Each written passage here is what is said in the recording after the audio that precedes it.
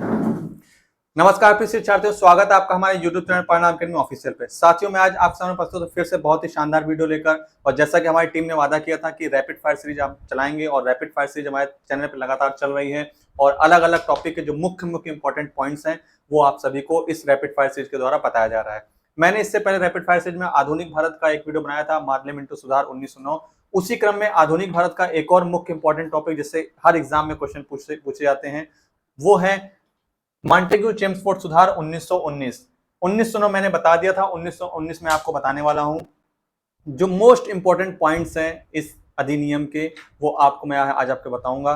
4 से 5-6 मिनट की वीडियो यहाँ पर होगी जो सभी परीक्षाओं के लिए, खासकर यूपी ट्रिपल एससी पेट के लिए बहुत ही इंपॉर्टेंट है। अगर आप हमारे चैनल पर पहली बार आए तो हमारे चैनल को सब्सक्राइब करिए और बेल आइकन को भी प्रेस कर दिए ताकि आपको ऐसे वीडियोस टाइम मिलते रहें। ठीक है, शुरुआत करते हैं। तो भारत शासन अधिनियम इसको हम बोलते हैं, लेकिन शॉर्ट में मॉन्टेग्यू चेम्सफोर्ड सुधार बोलते हैं। क्यों? क्योंकि मॉन्टेग्यू जो थे उस समय भारत सचिव थे और जो चेम्सफोर्ड थे वो वायसराय थे। ठीक है, तो ये हमारा हो गया वायसराय और भारत सचिव, इसीलिए इनको शॉर्ट में मॉन्टेग्यू चेम्सफोर्ड सुधार कहते हैं या मॉन्टफोर्ड सुधार भी कहते हैं हम इनको। ठीक है, अगर हम इसकी बात करें तो भारत शासन अधिनियम 1919, इसकी पृष्ठभूमि क्या है? तो प्रथम विश्व युद्ध 1914 से 28 तक भारतीयों की बढ़ती राजनीतिक चेतना और स्वशासन की मांग ने अंग्रेजों को परेशान कर, तो उन्होंने फिर से रोटी का एक टुकड़ा थमाने की कोशिश की। ठीक है, मॉन्टेग्यू सेक्रेटरी स्टेट, जिसको हम भारत सचिव कहते हैं, 20 अगस्त 1917 को एक घोषणा की। क्या की कि हम ऐसा एक सुधार ला रहे हैं। ठीक है, रोटी देने की कोशिश की गई। अब सीधा हम मुख्य बिंदु की बात करते हैं। इस अधिनियम के सबसे इंपॉर्टेंट पॉइंट है द्वैध शासन, प्रांतों में और केंद्रों में द्वैध शासन, सबसे मुख्य पॉइंट। ठीक है, तो यहां पर विषयों को विभाजन किया गया। सबसे पहले प्रांतीय स्तर पर द्वैध शासन की शुरुआत की गई। द्वैध शासन में भी 2 भागों में चीजों को बांट दिया गया। क्या बांटा गया? रिजर्व सब्जेक्ट और ट्रांसफर सब्जेक्ट। जो रिजर्व सब्जेक्ट थे वो मुख्य लोगों के अधीन थे, जिनमें गवर्नर और एग्जीक्यूटिव काउंसिल लोग थे, जिसमें कोई भारतीय नहीं था।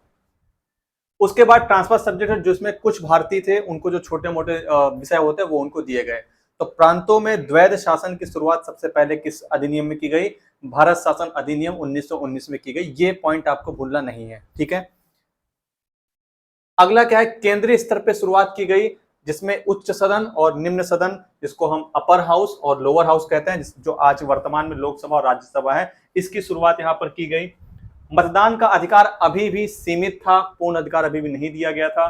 ठीक है, प्रांतीय विधानमंडल में संख्याएं और बढ़ाई गई। जो प्रांतीय विधानमंडल थी उसमें संख्या को और बढ़ाया गया। 1909 में 69 थी, यहाँ पर और बढ़ाया गया। ठीक है, कितने बढ़ाए गए ये आपसे एग्जाम में, किसी एग्जाम में नहीं पूछता है। वित्त में प्रांतीय और केंद्रीय वित्त को अलग अलग किया गया पहली बार। ये आपसे पूछेगा कि वित्त का सबसे पहले अलगाव कब हुआ? तो कब? 1919 के प्रावधान में। ठीक है, नियंत्रण के उपाय, गवर्नर और वायसराय को वीटो पर, यानी कि अभी भी गवर्नर जनरल के हाथ में सारी पावर्स थी 1909 के तरह ही, कोई चेंजेस यहाँ पर नहीं हुआ।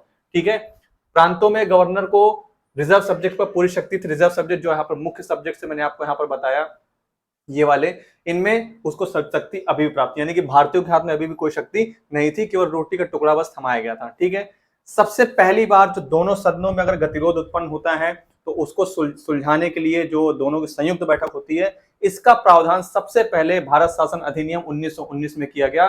दोनों सदनों के बीच किसी विधेयक पर गतिरोध होने पर अंतिम निर्णय वायसराय होता था। ये वर्तमान में राष्ट्रपति का है, राष्ट्रपति संयुक्त बैठक को देखता है, लेकिन उसकी अध्यक्षता लोकसभा का अध्यक्ष करता है वर्तमान में।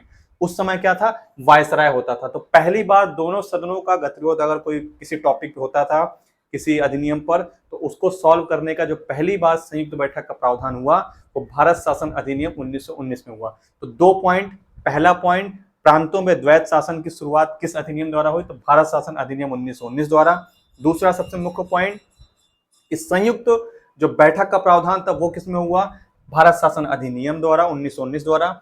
तीसरा अगर हम बात करें तो अभी आगे मैं बताऊंगा, उससे पहले मुस्लिमों के लिए निर्वाचन प्रणाली जारी रखी गई। इसके साथ साथ अन्य जो अल्पसंख्यक थे उनके लिए भी यहाँ पर निर्वाचन प्रणाली पृथक कर दी गई, यानी कि मुस्लिमों के अलावा सिख हमारे जो थे और भारतीय ईसाई इनके लिए भी अलग निर्वाचन प्रणाली लागू कर दी, यानी कि पृथक निर्वाचन प्रणाली का एक्सपेंड किया गया, विस्तार किया गया भारत शासन अधिनियम 1919 द्वारा। ठीक है, उसके बाद सेक्रेटरी ऑफ स्टेट, भारतीय मामलों में नियंत्रण थोड़ा घटा पर पूरी तरह समाप्त नहीं हुआ, यानी कि मालिक अभी भी वही था। ठीक है। उच्च न्यायालय, कानून बनाने के अधिकार विस्तृत किए गए लेकिन गवर्नर जनरल की स्वीकृति आवश्यक थी, यानी कि कुल मिलाकर 1909 की तरह अभी भी 1919 में भी गवर्नर जनरल ही पूरा मालिक था। ठीक है। एक पॉइंट यहां पर है कि पहली बार सेंट्रल बजट को इंडियन लेजिस्लेचर में पेश किया गया, पहली बार।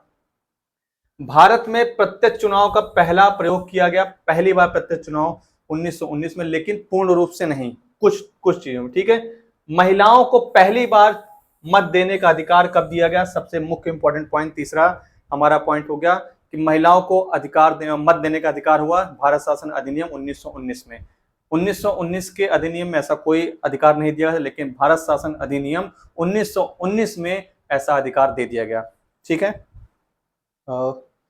ठीक चल रहा है, ठीक है। और ये नहीं होगा, ये मिस्टेक से हो गया है, ये 1919 वाले में हुआ था। 1919 में पहली बार, 1909 में जो सुधार हुआ था, पार्लियामेंट सुधार हुआ था, उसमें पहली बार गवर्नर जनरल की काउंसिल में एक भारतीय सदस्य को ऐड किया गया था जिनका नाम सत्येंद्रनाथ सिन्हा था। वो गलती से मिसप्रिंट हो गया, यहाँ पर होगा, ये पॉइंट आपका 1909 वाले में होगा। तो अगर 1919 अधिनियम की हम क्रस्ट पॉइंट की बात करें तो हमारा पहला प्रांतों में दैत्य शासन, दूसरा हमारा महिलाओं को सीमित मताधिकार, और तीसरा पॉइंट संयुक्त बैठक का प्रावधान। ये 3 पॉइंट आपको याद रखने हैं। और मॉन्टेग्यू क्या थे, भारत सचिव थे। वायसराय कौन थे, लॉर्ड चैम्सफोर्ड थे। इसका पूरा नाम क्या है, भारत शासन अधिनियम, दैट्स इट। इसके बाहर आपका किसी भी एग्जाम में इससे अलावा आपका नहीं पूछेगा। ये था एकदम क्रस्ट पॉइंट, 6-7 मिनट की वीडियो थी, ये खत्म हो गई। इसके बाहर आपके एग्जाम में किसी भी एग्जाम में ऐसा नहीं पूछेगा। ठीक है। तो ये था आपका आज का वीडियो। अगर आपको वीडियो अच्छी लगी हो तो वीडियो को लाइक करिए, वीडियो कमेंट करिए। कुछ आपको समझ में नहीं आया हो या फिर आप कुछ इंप्रूवमेंट चाहते हैं तो भी आप कमेंट करिए, हमारी टीम उसको जल्द से रिप्लाई करने की कोशिश करेगी। मिलते हैं फिर किसी नए टॉपिक के साथ, तब तक हंसते रहिए, मुस्कुराते रहिए, बने रहिए हमारे चैनल के साथ। जय हिंद, जय भारत।